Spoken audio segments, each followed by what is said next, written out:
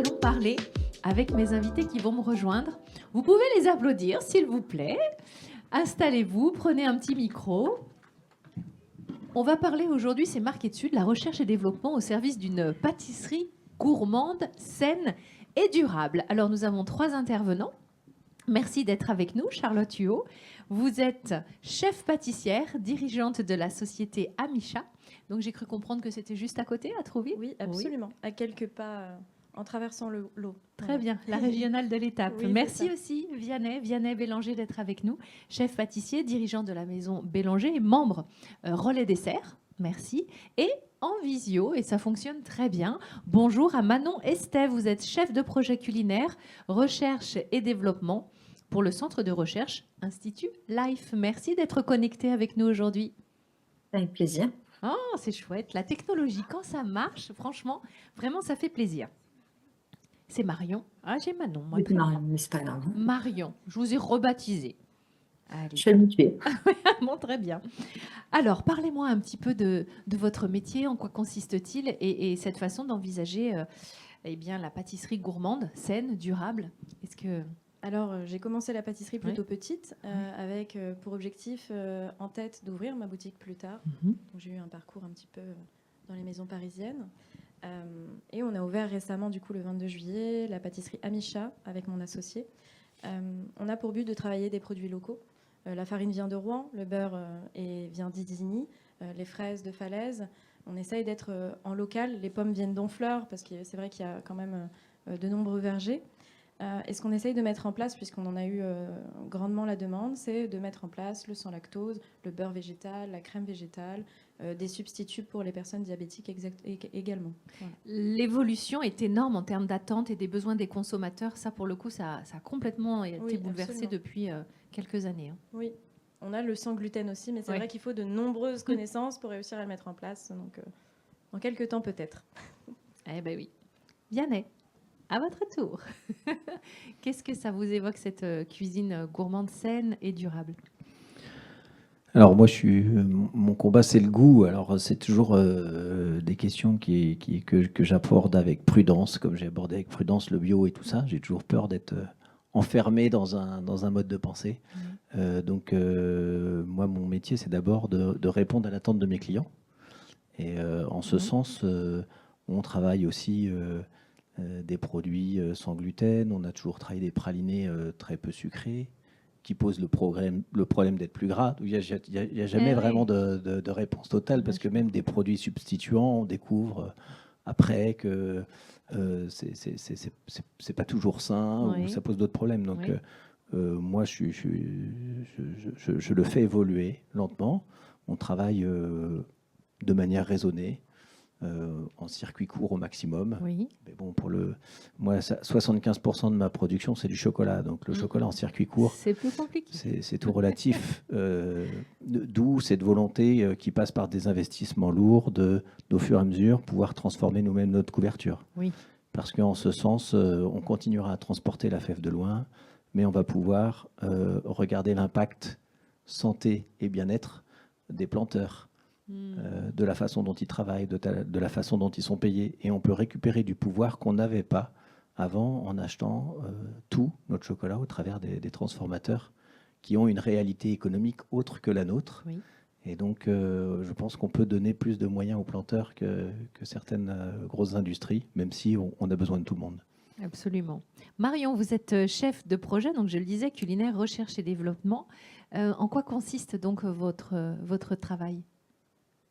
Alors moi je représente aujourd'hui le pôle innovation du centre de recherche de l'Institut Life.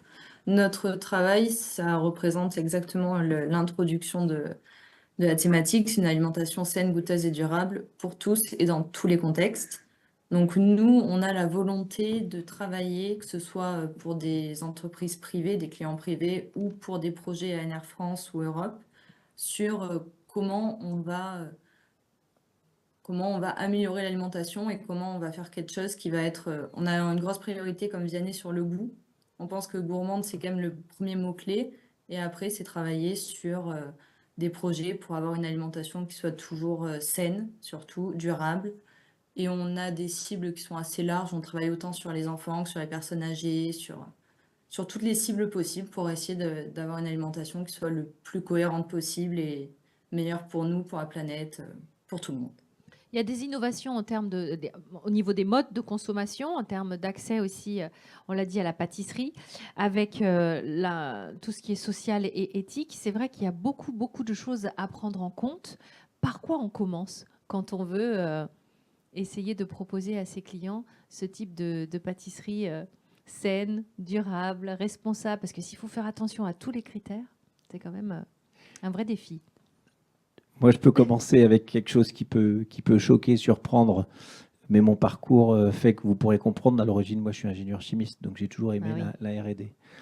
J'ai eu une start-up parisienne qui m'a contacté il y a 1 an et demi parce qu'il voulait développer des pâtisseries canines.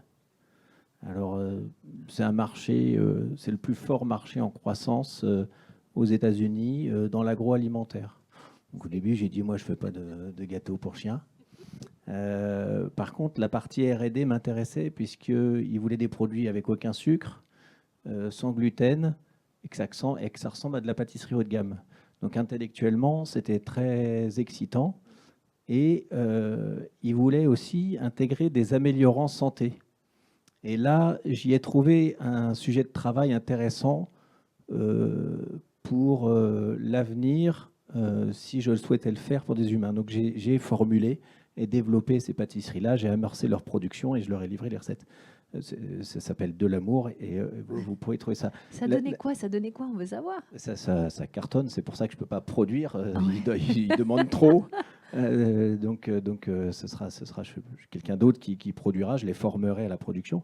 Mais c'était un travail qui était très technique et qui m'a initié à l'intégration d'améliorants santé dans les produits. Et donc, ça a fait naître une volonté peut-être de travailler sur une gamme autour de la pâtisserie. Donc, on a travaillé avec le sirop Diacon. Donc, maintenant, on sait le maîtriser, qui a un indice glycémique très bas.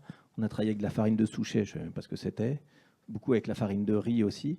Donc, on a développé, on a expérimenté, on a travaillé beaucoup de nouveaux produits qui vont dans le sens de la santé. Alors là, pour le coup, c'était santé animale, mais bon, santé mammifère, on n'est pas loin. Et donc, voilà, j'espère que ce travail qu'on a fait va pouvoir ruisseler sur des gammes produits. Ça fait longtemps que ça m'intéresse de pouvoir travailler, par exemple, des bons produits pour les diabétiques. Moi, mon combat, c'est le plaisir en vrai. C'est pas trop la techno, c'est pas trop les ingrédients, c'est pas que l'éthique, c'est le plaisir. Et je pense qu'il est durable. Et donc, comment donner du plaisir à ceux qui ne peuvent pas en avoir à cause d'une maladie, ça c'est hyper intéressant. Et je crois que tu as beaucoup plus travaillé que moi dessus. C'est vrai qu'il y a quelques jours, en plus, juste avant ce rendez-vous, on m'a contacté pour un client d'un hôtel sur la côte qui était diabétique, qui avait vraiment envie de fêter son anniversaire et de prendre du plaisir et avoir de la gourmandise, et il voulait un fraisier. On est un peu hors saison, mais bon, on en trouve encore des bonnes fraises dans le coin. Et c'est vrai qu'en dernière minute, ayant que 12 heures devant moi, j'ai proposé un ingrédient de base que vous devez peut-être connaître, le miel d'acacia, qui est adapté aux diabétiques jusqu'à un certain seuil. D'accord. Parce que l'indice glycémique est situé entre 30 et 53, là où le sucre est à 100. Donc il est mieux assimilé et plus lentement assimilé pour l'organisme d'un diabétique. On l'a fait, on a testé, on a réadapté les recettes, tout s'est bien passé, même texture, même visuel, même gourmandise, parce que j'avoue que j'en ai fait un petit à côté pour moi-même. Goûter. Et c'est vrai qu'on est dans la même gourmandise. Après, c'est vrai que le miel reste assez gourmand, et moi je suis une passionnée d'apiculture, donc je ne vais pas avoir trop de recul là-dessus. Mais ça a été fait, la personne a pris du plaisir, nous a rappelé, il y avait de la gourmandise, il y avait tout ce qu'il fallait. Donc dans mon humble niveau, et au niveau du miel d'acacia, parce qu'on est quand même... sur un délai très court. Et c'est vrai que j'allais vous demander justement, Vianney, dans quelle bibliothèque vous pouvez trouver justement ces ingrédients comme cette farine que vous ne connaissiez pas. D'où ça sort. D'où ça sort, quels repères vous pouvez avoir justement, parce qu'il y a des ingrédients, des stabilisants, des choses qu'on connaît, qu'on a dans notre environnement, mais la farine de Souchet, il faut la trouver. Où est-ce que vous la trouvez justement ? Alors moi, pour le coup, c'est une start-up parisienne qui avait commencé le travail de formulation et qui n'y arrivait pas. Donc, dans la profession, ils savent que quand il y a des projets un peu débiles que personne ne veut, moi je dis oui. Donc, j'en ai déjà fait quelques-uns. Et donc, elle est venue vers moi et puis elle m'a imposé cette farine-là comme acte. En fait, c'est venu d'où ? C'est venu des métiers transverses que sont les métiers de la nutrition. Pour le coup, là, c'était pour des animaux, donc ça venait aussi de vétérinaires qui savent ce qui est bon et ce qui est utilisé. Mais je pense que avec les relais dessert, on a beaucoup travaillé, par exemple, il y a 1 an, sur la farine de tapioca. D'où c'est venu? Dans nos métiers, il y en a beaucoup qui opposent artisanat et industrie. Moi, ça n'a jamais été ma tasse de thé, parce qu'il y a toujours eu, dans toute l'histoire du temps, une résonance et une communication entre les deux. Et en fait, les nouveaux produits, comment on les découvre? Bien souvent, les industriels ont de l'avance et ils travaillent sur des sujets et ils ont besoin de chefs et d'experts. Et c'est comme ça qu'on accède à un savoir, parce qu'ils sont entourés d'ingénieurs, de chercheurs. Enfin, ils ont des moyens beaucoup plus gros que l'artisanat. Et donc, il y a une communication et un ruissellement, et ça vient souvent de la curiosité, de l'entourage. Il ne faut pas hésiter justement à discuter avec des industriels. Alors maintenant, on a aussi des entreprises comme Valrhona qui font beaucoup de R&D, qui nous apportent des nouveaux produits. Et d'autres, d'ailleurs, toutes les marques aujourd'hui nous servent de sourcing et comprennent que c'est dans leur intérêt de nous accompagner à la modernisation de nos process et à l'adaptation ce qu'on appelle tendance, qui est en fait des besoins clients. Oui, ils essayent de trouver plein d'adaptations, par exemple comment sucrer le chocolat sans que ça soit du sucre de saccharose. C'est vrai que quand ils viennent nous voir, ils nous démarchent, aujourd'hui ils essayent de répondre justement à toutes ces grandes questions et proposer des substituts. Et c'est vrai que c'est dans l'air du temps. Oui, je vois Marion qui acquiesce. Non, mais parce que c'est vrai que la question de Charlotte est pas bête. Comment on trouve tous ces nouveaux ingrédients? C'est vrai que nous, on a la chance de ne pas avoir comme vous des entreprises à faire tourner, dans le sens où on n'a pas de production tous les jours, on n'a pas toutes ces problématiques de base là. Donc c'est vrai que nous, on passe énormément de temps à faire de la veille culinaire, à trouver des nouveaux ingrédients, des nouveaux produits, à faire des comparaisons de pouvoir sucrant, d'indice glycémique, des choses comme ça, pour justement avoir une base de données pour être apte à répondre aux problématiques quand on nous les amène.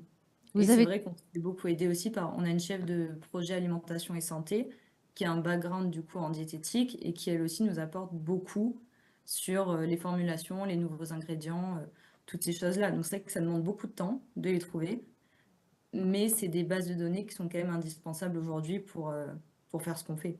Bon, on partage. Donnez-nous la liste des super aliments, là.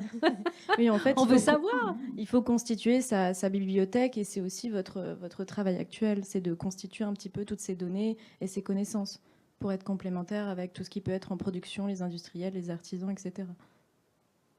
C'est exactement ça. Après, je suis d'accord avec Mélanie, effectivement, industrie et artisanat, on n'est quand même pas si éloignés. Il y a des choses où il y en a qui sont meilleures que d'autres et on n'a pas les mêmes approches du métier, mais au final, on fait quand même tous la même chose. On fait de l'alimentation. Le but, c'est quand même que ce soit bon. Donc, avec des process différents, des équipements différents, on a quand même tous un peu les mêmes problématiques. Une des définitions de l'artisanat pour l'État, c'est d'être moins de 10 salariés. Donc il n'y a plus beaucoup d'artisans en vrai. En tout cas, il n'y en a aucun chez les relais dessert du coup.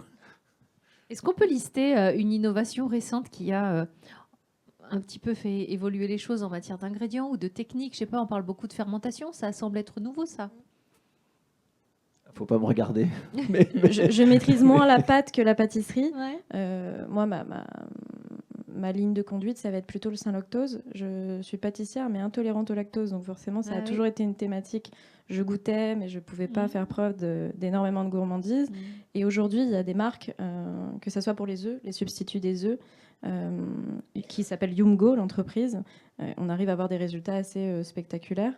Et il y a une entreprise qui s'appelle Flora. Là aussi, on est plutôt dans l'industrie, qui arrive à proposer du beurre et de la crème végétale avec des résultats, je dirais, à 95% similaires des crèmes classiques.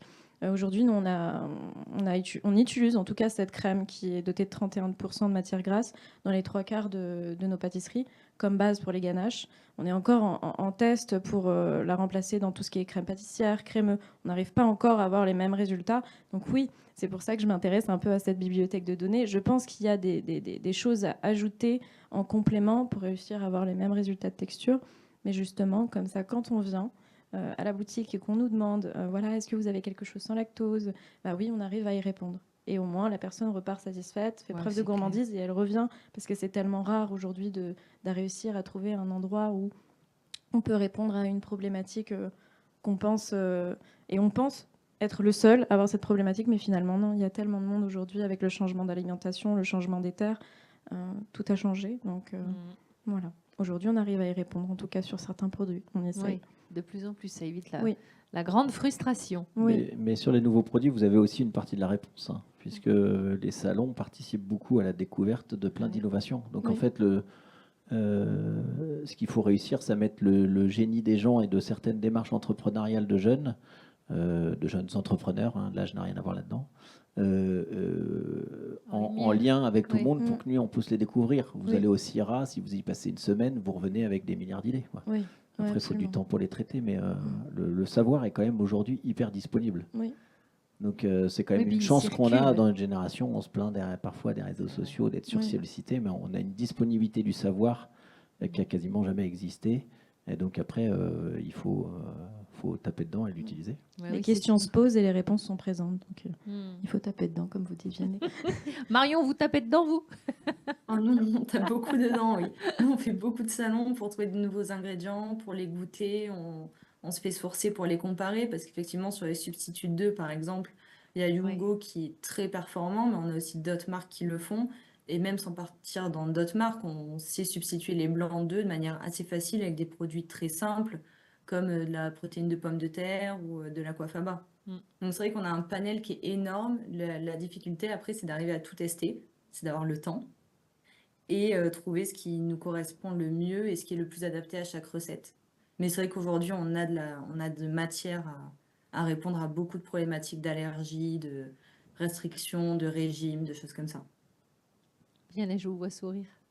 Non, je pensais à un truc, mais je dis une innovation, ça pourrait être de réunir tous les métiers de bouche dans un même organisme, parce qu'aujourd'hui, on est tous éclatés. C'est le combat, c'est un des combats de Laurent Le Daniel, mais tout le monde est séparé au niveau de l'État, du savoir, et donc on cloisonne, alors qu'on devrait tous se regrouper et être beaucoup plus dans l'échange et dans le partage de l'évolution de l'alimentation. On a l'impression que ça évolue, mais doucement. Quels sont les freins qui restent encore à lever? C'est l'argent. Ah, mince alors, là aussi. Ça coûte cher. Non, mais il y a des fédérations très très riches qui ne veulent pas diluer dans des fédérations très très pauvres comme la pâtisserie et la chocolaterie. Ok.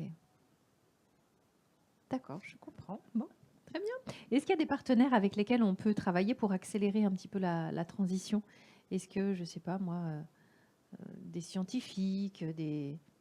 Justement, je pense, comme vous le disiez tout à l'heure, tous les deux, travailler en équipe avec des Ouais. nutritionnistes, Oui, c'est ça. différents corps de métier, mélanger les différents corps de métier. Forcément, ça nécessite du temps, ça a un coût, etc. Mais je pense que pour faire avancer, c'est la solution. Comme vous avez pu le faire sur la start-up. Oui, moi je pense que ça pourrait commencer à l'origine aussi. Alors c'est peut-être mon parcours qui fait dire ça, mais je trouve qu'on on manque de formation scientifique à l'origine de nos métiers. C'est-à-dire qu'aujourd'hui, que ce soit la pâtisserie, la cuisine, on passe nos journées en chocolaterie à faire de la physique, de la cristallisation, Ouais, ça, c'est et sûr. en pâtisserie-cuisine à faire de la chimie. Et nos jeunes ne savent pas, en sortant d'école et sans être bien formés, ce qu'est une émulsion, pourquoi une crème au-dessus de 13 degrés commence à tomber.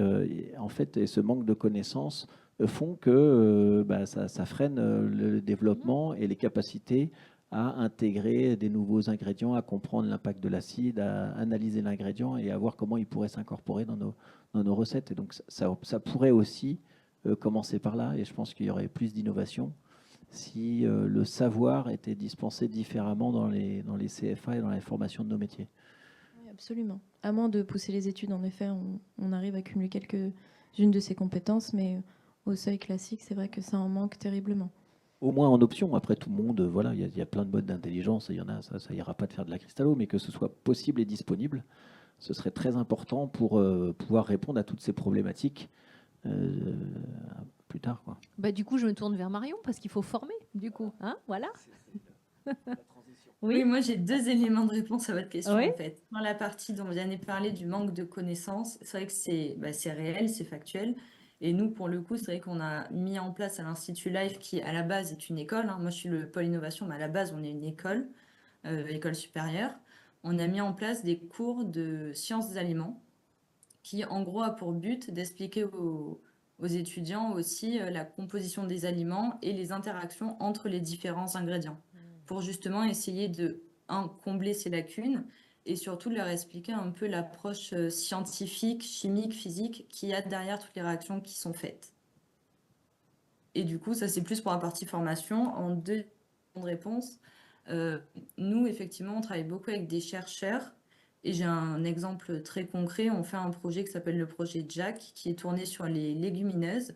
Et dans ce projet, nous, on est inclus en tant que pôle de recherche, mais on travaille aussi avec des ESA, avec la CCI d'Angers, pour avoir tous les corps de métier, on va dire, et partir de l'agriculture, de comment on fait les légumineuses, comment ça pousse, sélectionner les bonnes légumineuses, ensuite créer des farines, des graines sèches pour pouvoir après les mettre dans des recettes, dans des desserts.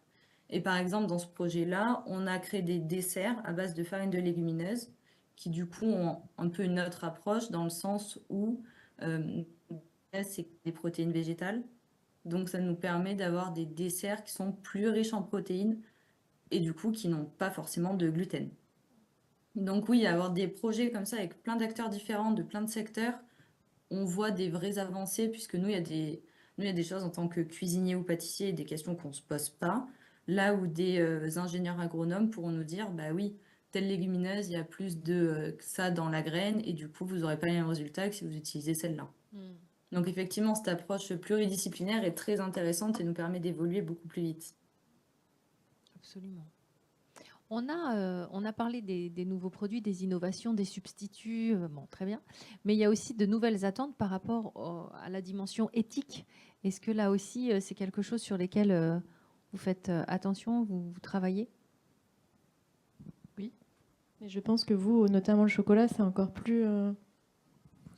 Oui, alors moi j'ai le sentiment de le faire plus par conviction et responsabilité personnelle que par demande de mes clients. En vrai, mes clients, ils veulent des bons produits. Il n'y en a pas beaucoup qui me demandent des produits bio, qui se renseignent sur le sourcing. Il y en a toujours une partie et c'est très bien.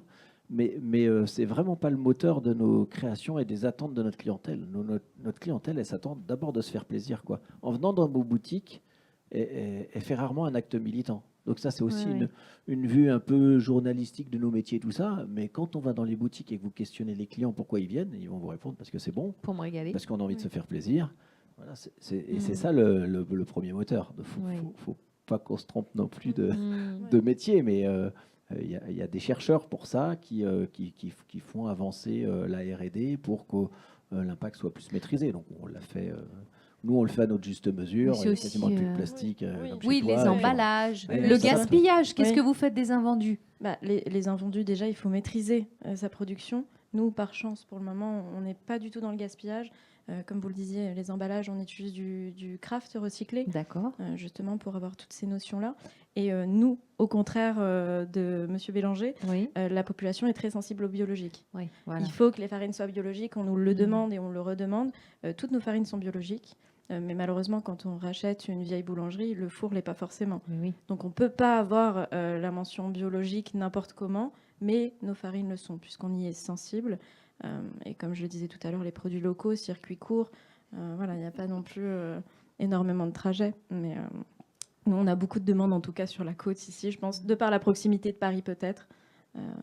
Les gens sont sensibles à ça. Et à minima de saison. Qu'est-ce qui vous fait sourire? On travaille qu'en farine bio. On n'utilise pas d'autre farine que de la farine bio. Mais ce n'est pas une demande de nos clients. Ça me fait sourire parce qu'on a la même façon de travailler, pas pour les mêmes raisons. On a une demande commerciale, moi je ne l'ai pas. Ce n'est pas pour autant que je ne travaille pas en farine bio. Mais ce n'est pas un argument marketing. Voilà. On ne le met pas du tout en avant sur les réseaux sociaux, c'est juste un choix personnel. Oui, je comprends bien. Aussi parce que c'est difficile. Par exemple, je travaille qu'en citron de menton bio, mais je n'ai pas le droit de l'écrire. Parce que le produit final n'est pas bio, donc je ne peux pas écrire que j'utilise du... Sinon, vous savez, on a un métier qui devient d'une complexité réglementaire. Il y a tellement de règles. Il faut être ingénieur pour pouvoir appliquer nos métiers. Donc on passe nos journées à faire des fautes, et on le sait, et on attend de se faire taper sur les doigts. On les apprend au fur et à mesure, tout à fait. Oui, c'est incroyable ça. Marion, toute cette partie évolution en d'éthique, en termes social, ça vous concerne aussi? C'est pas toujours des demandes très claires qu'on a. Je suis un peu d'accord, on le fait plus par conviction personnelle parce que c'est dans notre ADN et parce que on estime que si on veut une alimentation durable, il faut qu'elle soit un minimum éthique. Mais c'est vrai que c'est rarement la première consigne qu'on a quand on reçoit un brief client. C'est souvent des sujets transversaux chez nous. Parce que pour moi, alors c'est un peu métaphysique, mais au bout de la question, en fait, il y a la question de la vie. Parce qu'on parle de surproduire, de volume et tout ça, mais bon, en 40 ans, on a doublé la population mondiale. Donc, c'est quoi la réponse au bout de ça? De moins consommer? C'est faire moins de monde? Donc, j'ai pas de réponse, mais à un moment, il faut dire ce qu'il est, quoi. On parle de décroissance, ok, d'accord, mais enfin, la population croît, les gens ont besoin de manger. Alors, on pourrait toujours dire que les pâtes, c'est indispensable et les macarons ne le sont pas. Bon, ok. Ça dépend pour qui. Voilà. Donc c'est des questions qui sont parfois, il faudrait poser les vraies questions de fond, quoi, parce que nous, on est entre deux bon, donc c'est pour ça qu'on souvent on se replie à nos petits moyens, nos convictions, et on avance lentement pour transformer en profondeur les façons de faire avec les attentes des clients et avec notre éthique.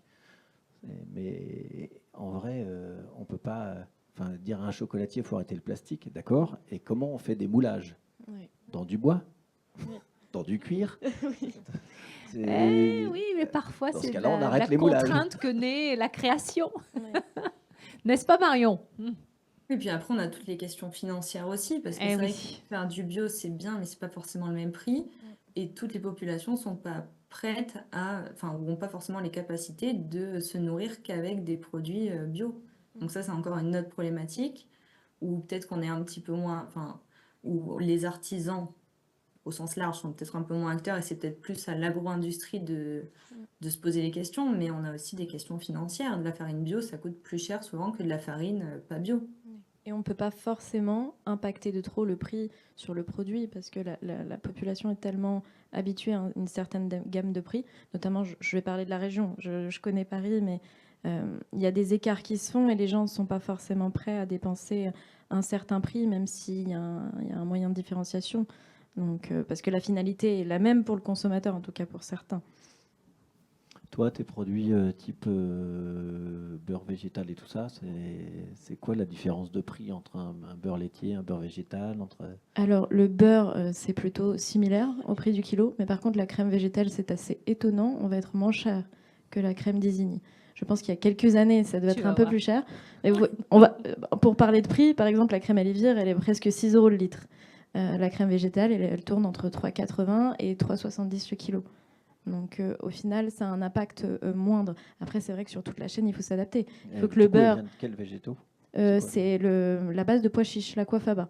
Le problème de ces produits-là que nous pouvons aborder aussi, c'est qu'il y a des stabilisants. Il y a des produits qui viennent se greffer et qui, aujourd'hui, comme vous l'avez dit, peut-être que plus tard, on va découvrir qu'en effet, ils ne sont pas si bons que ça pour la Dans santé. quasiment toutes les crèmes et toutes les farines que vous achetez dans tout le commerce, il y a des stabilisants et des anti-agglomérants marqués ou non marqués. Alors Absolument. C'est quasi impossible aujourd'hui d'acheter une farine sans anti-agglomérant et d'acheter une crème sans carragénane. Oui. Après, ça ne veut pas dire que c'est des mauvais produits. Même C'est des graines de caroube ou des... Oui. Même une stabilisants. crème animale en a, donc oui, c'est vrai. Marion? Bah non, on a un peu les mêmes problématiques aussi. C'est vrai que tous les substituts, on va dire, on n'a pas encore des compositions qui ont l'air un peu moins clean des fois que les produits bruts, ce qui n'est pas forcément vrai dans tous les cas, parce qu'effectivement, toutes les crèmes ont des texturants dedans, ça c'est sûr. Mais par exemple, si on prend les laits végétaux comparés au lait de vache, les laits végétaux, la problématique que nous on rencontre, c'est que par exemple, souvent ils sont très sucrés. Donc là, on a encore une autre problématique qui va être le retour du sucre. Et pour désucrer, il faut faire ces laits végétaux maison, ce qui demande plus de temps, plus d'argent. Et nous, quand on crée des recettes pour des consommateurs lambda, on sait très bien qu'à la maison, les gens ils vont pas forcément le faire. Ou sinon, on touche une cible qui est quand même... une cible qui est... Après, Ça dépend des populations qu'on veut nourrir. La réponse, c'est une partie de vous dans la salle qui l'avez. Parce que est-ce que vous êtes prêt à votre gâteau de tous les dimanches, qu'en été, il soit plus léger, et puis qu'en hiver, il ait un petit peu plus goût de fromage, parce que le lait évolue comme ça en fonction de la nourriture animale? Est-ce que vous avez accepté que vos mousses soient un peu plus lourdes et grasses au palais, parce qu'il y a moins de texturants et de foisonnants qui nous permettent de les rendre plus légères? En fait, on a vraiment un métier qui répond aux attentes de nos clients, et la problématique du lait cru, elle est venue de la réglementation, mais surtout du changement de goût en fonction des saisons. Et nos clients, ils veulent retrouver le même goût du même gâteau au même endroit. Et ça, c'est là que l'artisan et l'industriel se croisent la main et est indispensable finalement, comme vous le disiez tout à l'heure. Bah, Après, c'est l'éducation aussi alimentaire des populations. oui. Nous, on pense aussi qu'il faut éduquer les populations à comprendre que, effectivement, selon les saisons, on n'aura pas exactement les mêmes goûts dans les ingrédients et qu'il y a des ingrédients qu'on n'aura pas à toutes les saisons. Mais nous, on en est encore au QR code. Enfin, moi, je m'étonne toujours de me dire, ils sont obligés de nous coller des lettres pour qu'on sache si c'est bon ou si c'est mauvais, alors qu'il suffirait depuis le plus jeune âge d'éduquer les enfants. Franchement, c'est ce que fait Olivier là juste à côté, pour qu'on puisse réfléchir tout seul, en fait. Et alors, les petites lettres, ça ne veut pas dire que c'est bon ou pas bon, hein. Oui, en Oui. plus. Ça Oui, veut oui. juste dire que c'est sucré ou pas Non, sucré, mais oui, gras ou c'est pas gras. non, mais c'est Il voilà. faut pas- C'est Donc, le rouge. Mais on n'est même pas assez sensibilisé on là-dessus. parle de loin, hein. Vraiment, on part de très très loin. Mais effectivement, le consommateur a la réponse. Merci à tous les trois, c'était passionnant. Ce qu'on va Merci. retenir, c'est que quoi qu'il arrive, la pâtisserie restera gourmande. Voilà. Et on espère qu'elle soit saine et durable. Merci beaucoup. Merci Marion. À très vite. Merci. Et merci à vous. Bon après-midi.